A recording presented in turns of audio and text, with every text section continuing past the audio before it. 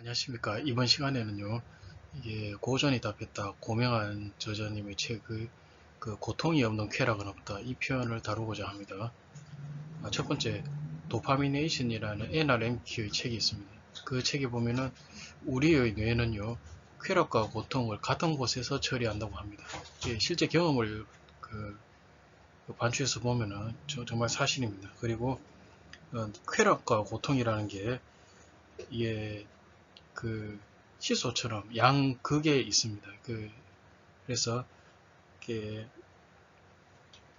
그 저울 양쪽의 눈이 추하고도 같은데 평행을 유지하려는 성향이 매우 강합니다. 그래서 한쪽으로 기울어지면 반대쪽에서는 올라오고요. 마치 시소처럼 이렇게 뭐 쾌락이 떨어지면은 고통이 늘어나고요. 고통이 떨어지면은 또 쾌락이 올라가고 이런 식으로 그 작용을 합니다. 그래서 근데 그렇기 때문에 이게 돌고 돈다고 하겠습니다. 그래서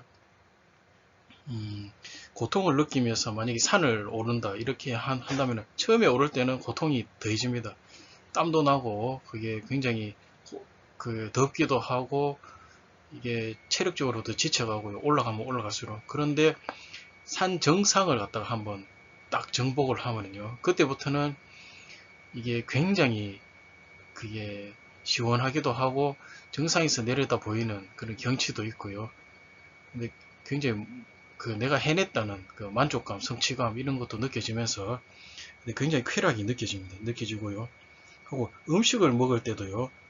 예, 처음에는 그게 고추장 음식 갖다가 매운 음식을 먹습니다. 그래서 근데 굉장히 이게 눈물도 나고요, 땀도 흐르고요. 굉장히 먹기가 힘듭니다. 근데 어느 정도 먹고 난 뒤에는요. 이게 먹고 난 뒤에 음료수를 마신다든지 이렇게 하면은 이게 뭔가 뭐 그 화끈한 느낌, 그게 음식 특유의 그 맛이 느껴지면서 쾌감이 몰려옵니다. 이런 거하고 비슷하다고 하겠습니다. 그리고 두 번째, 파스칼 저자가 팡세라는 책에서 사람이 고통에 굴하는 것은 수치가 아니다. 그러나 쾌락에 굴하는 것은 수치라고 말했습니다. 근데 이 부분에 대해서도요, 이게 고통이라는 것이 그게 왜 중요하냐면요. 근데 고통을 느끼면서 내가 사람이 성장해 갑니다. 학생이 공부를 하면서 그게 책을 읽고 뭐 뭔가 문제를 풀고 이렇게 근데 그 과정 자체가 그게 쉽지는 않습니다. 생각도 해야 되고 이렇게 저렇게 이게 노력을 해야 됩니다. 노력을 해야지 이게 계속 진도를 나갈 수 있고요. 그렇게 성장하고 그 순간이 아무것도 없는 백지 상태, 무지의 상태에서 깨어나는 순간입니다. 그리고 점점 발전하기 때문에 그 학업 성취도도 높아지고 위대해지는 순간이고요. 그렇기 때문에 내가 지금 현재 고통이 있다. 이게 뭔가 성장하기 위해서 공부를 한다든지 일을 한다든지 이런 과정 속에서 고통이 있다면 전혀 부끄러워할 일이 아닙니다. 오히려 내 자신이 성장하고 있기 때문에 미래의 성장한 나를 생각하면서 자랑스러워하는 게 좋겠습니다. 그리고 허밍웨이 우리가 잘 아는 노인과 바다 거기에서 이런 말이 나옵니다. 그래서 인간은 파괴될 수는 있지만 패배하지는 않는다. 이게 보통 사람들이 뭐 파멸이나 파괴에 대해서 부정적인 생각을 가지고 있는데 근데 이게 노인과 바다에서도 노인이 큰 다랑어를 맞이해 가지고 막 사투를 벌입니다. 그래서 뭐 그게 그거를 잡기 위해서 잡았는데 그게 가다가 상어떼를 만나가지고 그 상어떼가 무리도 많고요. 예, 힘도 노인의 배보다 훨씬 강하기 때문에 다랑어를 뜯깁니다. 뜯겨가지고 굉장히 끔찍한 피해, 아주 참혹한 피해를 당하는데, 근데 이때 파괴는 그게 인간이 대자연을 맞이해서 어떻게 해볼 도리가 없습니다. 이게 받아들일 수밖에 없고요. 그래서 내가 그게 노인이 끝까지 최선을 다해서 싸워냈습니다. 그 부분이 자랑스러운 거고요.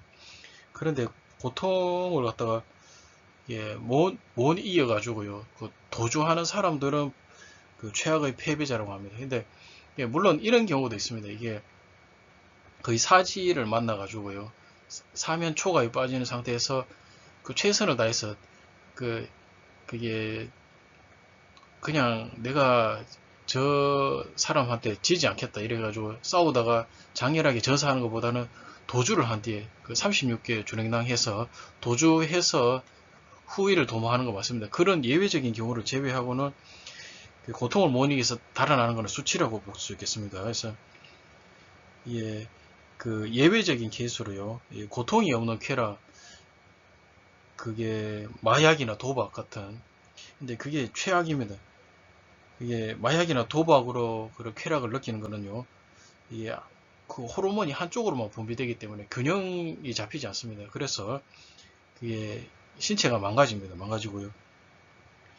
그리고 그보다는 약한 얘기지만 여행을 갔다 오면서 쾌락을 느낀 후에 집에 올 때는 약간 허전함을 느낍니다. 그래서 여행 갈 때는 좋았는데 그게 집에 도착하니까 허전함을 느낀 게 이게 호르몬 불균형 이렇게 그 약한 예로 들을 수 있겠습니다. 그리고 마지막으로 인생의 해답은 역시 고통 속에 있다.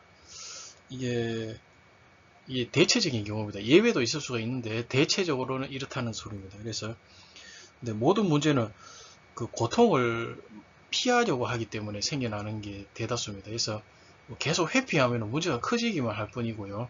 나아지지는 않습니다. 그래서 고통을 품고 세상을 정복하는 것이 최선의 방법입니다. 부딪혀 봐야 됩니다. 그리고 그 후에 오는 쾌감은 정말 진정한 쾌감이고 행복이라고 할 수 있겠습니다. 그래서 일례를 드리자면은 이게 경매투자로 아주 유명한 이게 그 명작가분이 한 명 계십니다.